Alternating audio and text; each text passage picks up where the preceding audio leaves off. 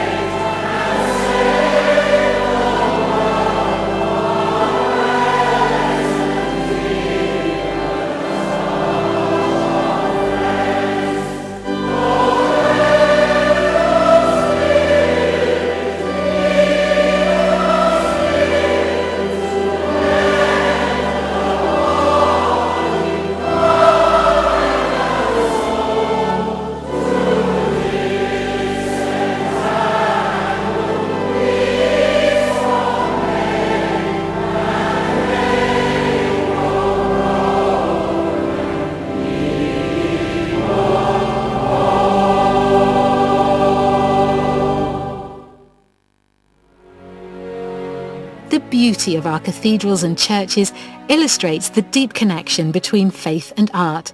And great paintings, like those on display here at the National Gallery in London, demonstrate how imagery from the Bible has inspired artists for centuries.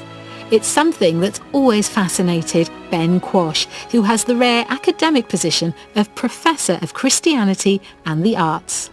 So it's brilliant that we're actually here at the National Gallery because there's so much Christian art here. A huge amount. Over a third of the paintings in the National Gallery, like lots of other collections of great paintings, are of Christian subject matter. And there are lots just in this room. And we have one fine example here, this Caravaggio. Tell me a little bit about this. Well, it's lovely to be looking at this just after Easter because it's one of the great resurrection appearances. Luke chapter 24 describes Jesus incognito, unrecognized by two of his followers, walking to Emmaus, and they don't recognize him. And when nightfall comes, they go to an inn for the night and invite him to join them and eat with them. He breaks bread, and at that moment, they recognize that it's the Jesus they knew who is alive. You can see the moment of maximum shock and surprise. It's wonderful, with one disciple on the left about to leap up from his chair, shoving it backwards, and the other one throwing his arms out wide in a cruciform kind of gesture.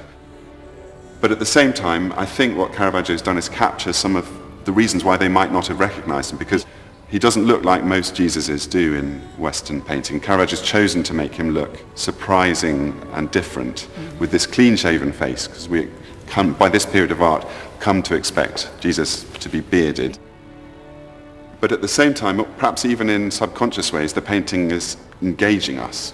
So the fruit basket on the table is poking off the edge, which for some people makes them almost instinctively want to reach into the painting and support it. And at the same time, the painting's reaching out to us, so that disciple's outflung arm almost breaks the surface of the picture. Yeah, the sense of dimension is incredible, actually. Yeah, and he's suddenly in our space as well. So this is a Jesus not just being revealed back then, but now. And Ben, this is pretty much your life's work, isn't it? Explaining it in this way. Can you tell me about your project? We've just launched a visual commentary on Scripture. And the aim of it is to cover the entire Bible, Old and New Testaments, create what we're calling exhibitions, they're virtual exhibitions, around each portion of Scripture. The idea is that in a contemporary world where people are constantly communicating through visual imagery, through social media and so on, people can be reconnected with the Bible through visual art. And we want people not to be scared of the visual arts. Both visual art and the Bible fundamentally are made to be a very direct form of communication.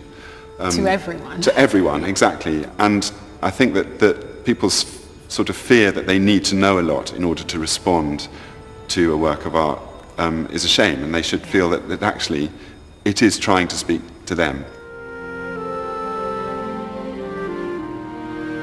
Next week marks exactly 500 years since the death of perhaps the most famous artist in history, Leonardo da Vinci. His work, The Virgin of the Rocks, is one of the National Gallery's most prized treasures, as director Gabriele Finaldi explains. How many Da Vinci paintings are there in existence today? So there's probably less than 24 paintings by Leonardo. There are many drawings, many of them preserved in British collections actually, but paintings there are very, very few. Leonardo painted this for a church in Milan dedicated to the Immaculate Conception. Now, that's one of the names that's given to the Virgin Mary, and Leonardo had to sort of invent how to represent the Virgin of the Immaculate Conception. And what he does, he imagines her, first of all, as the most beautiful of young women, but at the same time he imagines her in a setting which is like a scene from the world, as it were, before humanity.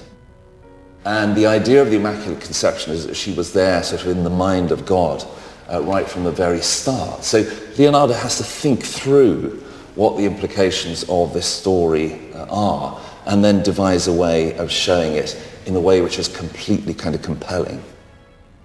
And are you personally inspired by these works? I am. I'm an art historian by training. I'm also a believer. So for me, the National Gallery is a collection which is very significant in terms of how it resonates with the faith. But I think also for believers who come into the gallery, they can feel a sense of reassurance, but also a desire, I think, to explore ever deeper what's shown in their pictures and make that resound with their own faith.